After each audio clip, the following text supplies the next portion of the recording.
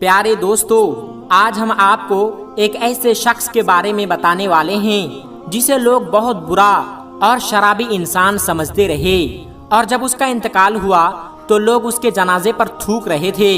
लेकिन जब सच्चाई लोगों के सामने आई तो उसे देखकर लोग हैरान रह गए और पछताने लगे। तो दोस्तों, आज की ये वीडियो बहुत ही प्यारी होने वाली है, आप इसे आखिर तक जरूर देखें और वीडियो को एक लाइक करके चैनल को सब्सक्राइब जरूर कर लीजिएगा। तो चलिए आज की वीडियो शुरू करते हैं। दोस्तों, बहुत सालों पहले की बात है। मुल्क इराक में एक सुल्तान बादशाह रहता था जो अपनी आवाम से बहुत मोहब्बत करने वाला था। अगर उसके लोगों को कोई परेशानी पेश आती तो उसको दिली तौर पर इस बात की खबर हो जाया करती थी।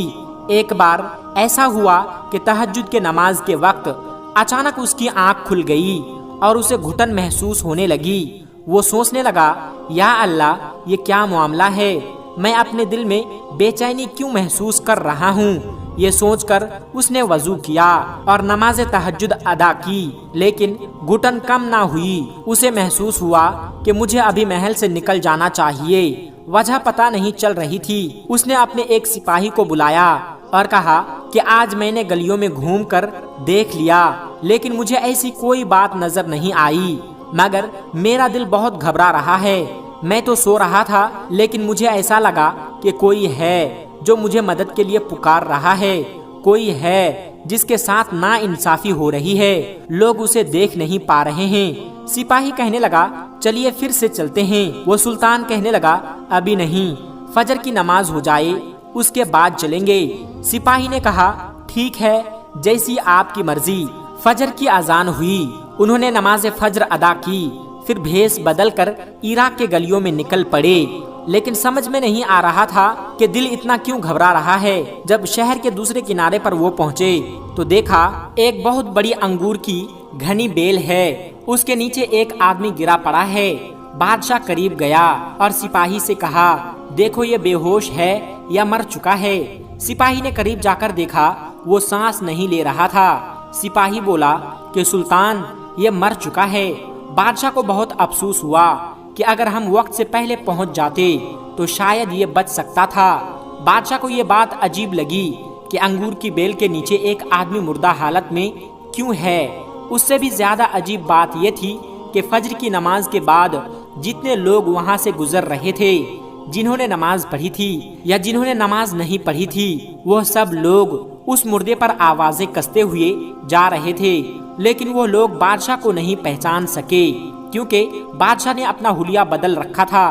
बादशाह को बड़ी हैरत हुई कि लोग उसको जानते हैं, ये इस तरह मुर्दा पड़ा है, उसे कोई उठाता नहीं, बल्कि लोग आवाजें कस रहे हैं।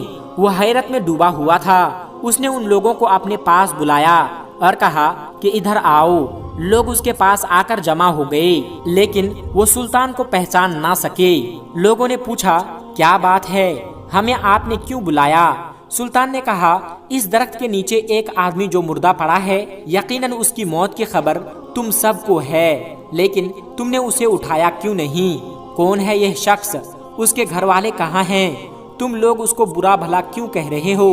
तुम इस पर लानत मलामत क्यों कर रहे हो? क्या तुम्हारी इंसानियत मुर्दा हो चुकी है?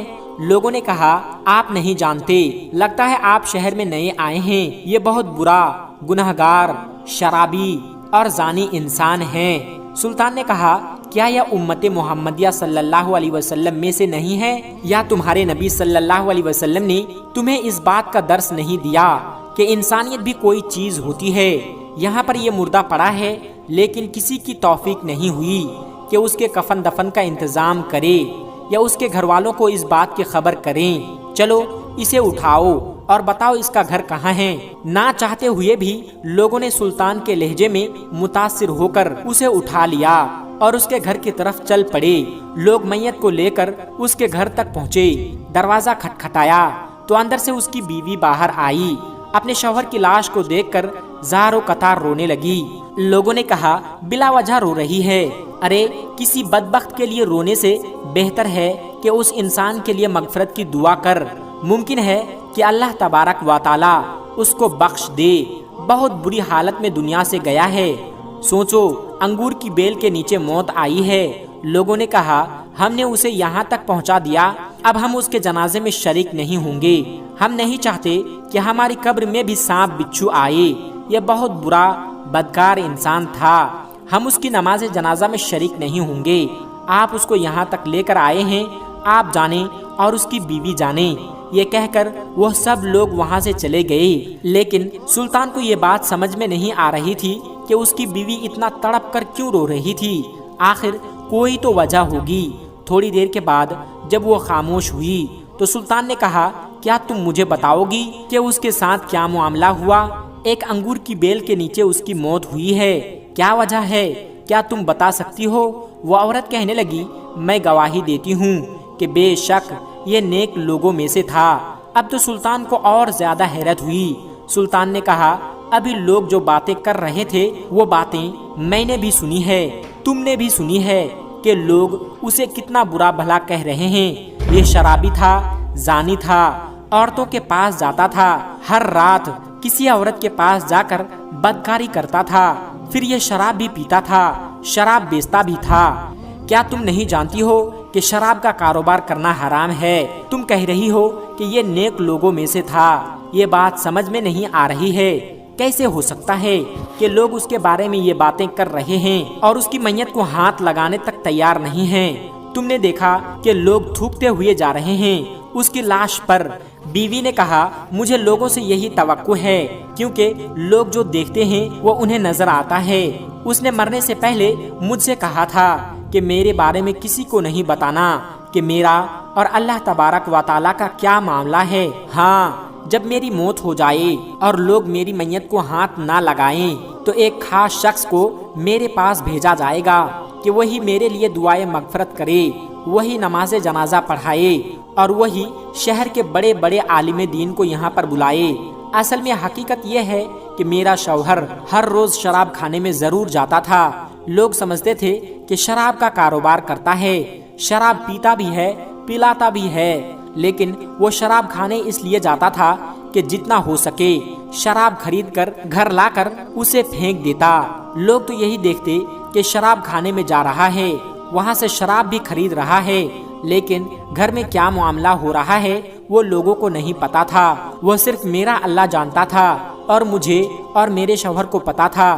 میرا شوہر کہتا تھا، چلو کچھ تو گناہوں کا بوجھ مسلمانوں سے ہلکا ہوا ہے۔ میں شراب کھانے میں گیا ہوں اور اللہ نے مجھے جتنا نوازا ہے اپنے ان پیسوں سے شراب خرید کر لا کر میں نے یہاں پر دفن کر دی ہے۔ کم از کم جتنی شراب یہاں پر دفن ہوئی ہے اتنے لوگ شراب تو نہیں پی سکیں گے۔ اس گناہ کو کم کرنے میں میں کچھ تو کردار ادا کر رہا ہوں۔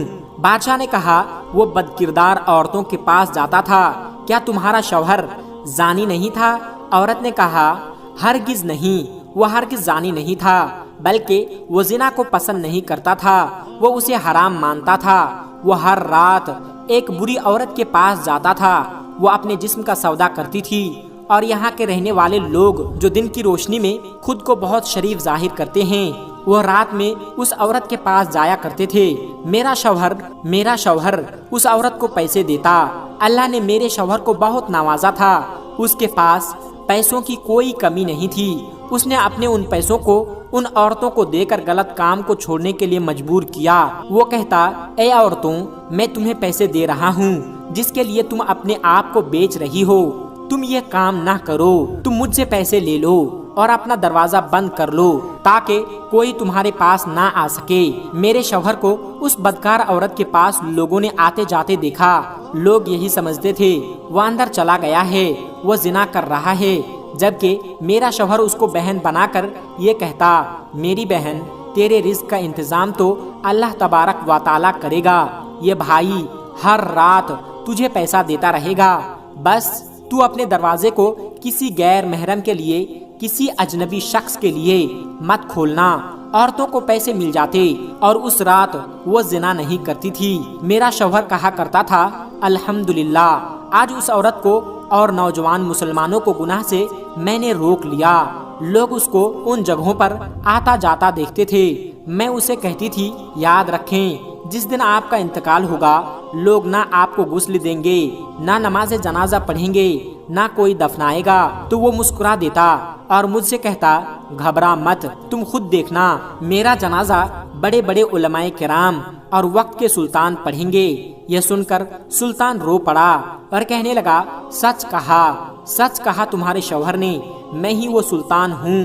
میرے دل میں کل عجب سی گھٹن ہوئی، تہجد کے وقت مجھے بیدار کیا گیا، میرے دل کو تڑپا دیا گیا۔ وہ سچ کہتے ہیں، کل ہم اس کو غسل دیں گے، ہم اس کی نماز جنازہ بھی پڑھائیں گے اور اس کی تدفین بھی کروائیں گے۔ تو نے سچ کہا۔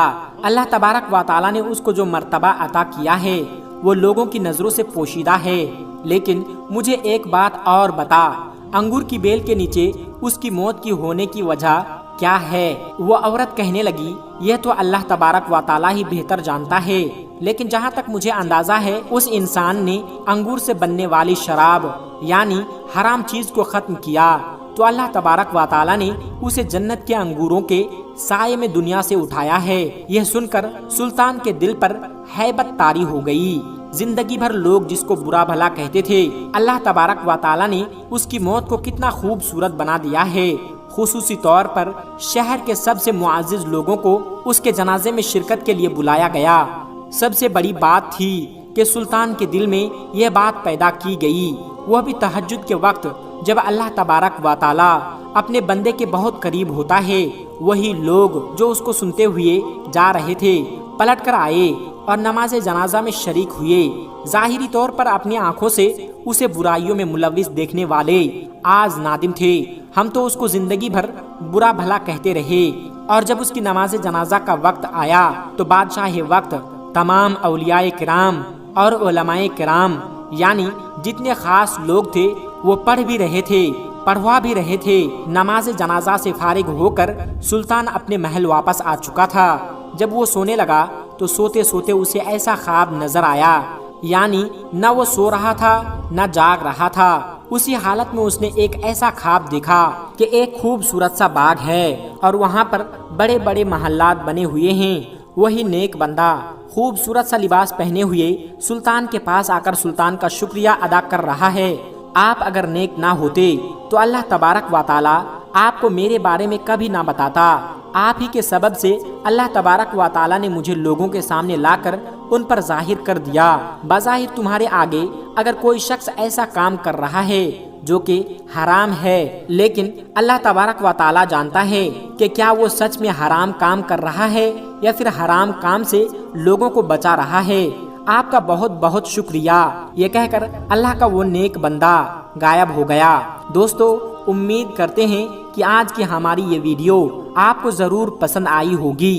اس ویڈیو کے بارے میں آپ کی کیا رائے ہے کمنٹ باکس میں جا کر ضرور کمنٹ کریں، اور ہمیشہ کی طرح آپ سے گزارش ہے کہ اس ویڈیو کو اپنے دوست و احباب کے ساتھ زیادہ سے زیادہ شیئر کریں تاکہ ہماری سوچ بھی ہماری فکر بھی بدل سکے۔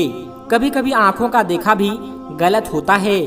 آج کی کہانی سے ہم نے سیکھا ایک بندہ بظاہر لوگوں کے سامنے بہت برا گناہگار سیاہ کار تھا، لیکن اس کا گناہوں میں ملوث حقیقت میں اللہ تبارک و تعالیٰ کے بندے بندیوں کو گناہوں سے بچانے کے لیے تھا، ان کی آخرت کو سنوارنے کے لیے تھا۔ اللہ تبارک و تعالیٰ ایسی کہانیوں سے ہم سب کو سبق حاصل کرنے کی، اپنے آپ کو سنوارنے کی، سدھارنے کی توفیق عطا کرے۔ آمین ثم آمین۔ دوستو، آج کی کہانی میں بس اتنا ہی۔